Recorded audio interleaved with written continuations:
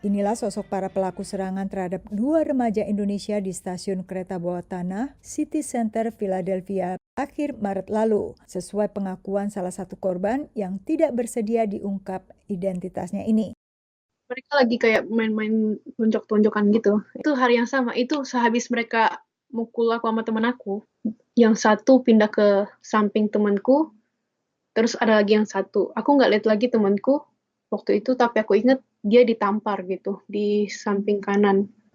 Terus kalau aku kayak ditampar-tamparin bagian kepala kiri beberapa kali sampai headsetku jatuh gitu. Menurutnya sang pelaku tidak hanya memukul, tetapi juga memaki. Saat ini kedua korban masih trauma. Kita berencana lapor ya.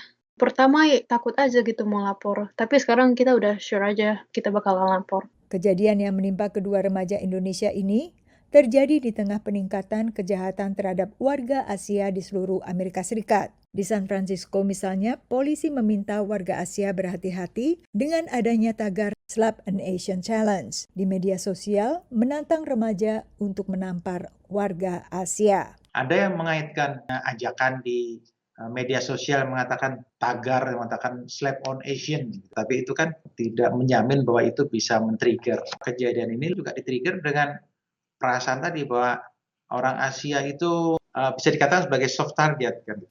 Menurut penelitian Pusat Kebencian dan Ekstremisme California State University, kejahatan terhadap warga Asia meningkat selama 2020 sebanyak 150% dibandingkan 2019.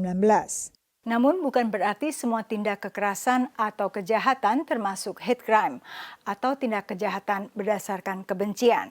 Karena pihak kepolisianlah yang berwenang untuk menentukan suatu kasus sebagai hate crime setelah mencari tahu motif sang pelaku dan kemampuan dari para korban untuk mengingat kronologi serta apa saja yang diucapkan oleh pelaku turut menentukan.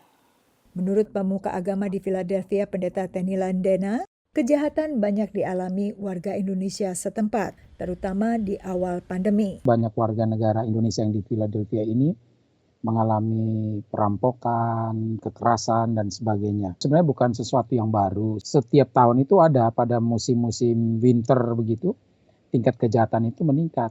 Tetapi yang kemarin ini memang sangat ekstrim sekali karena biasanya hanya menimpa 1-2 orang, tetapi ini beberapa orang dan itu terus-menerus setiap hari. Sementara tokoh diaspora mencatat, kadang warga Indonesia dan Asia enggan lapor polisi dengan berbagai alasan. Menghimbau dan mendorong kepada WNI, bila mana ada masalah-masalah seperti itu, jangan segan-segan mereka melaporkan kepada aparat penegak hukum dan kepada kantor perwakilan terdekat. Gunanya supaya kami bisa melakukan pendampingan, kami bisa melakukan asistensi dan memastikan bahwa kasus yang mereka laporkan itu ditangani oleh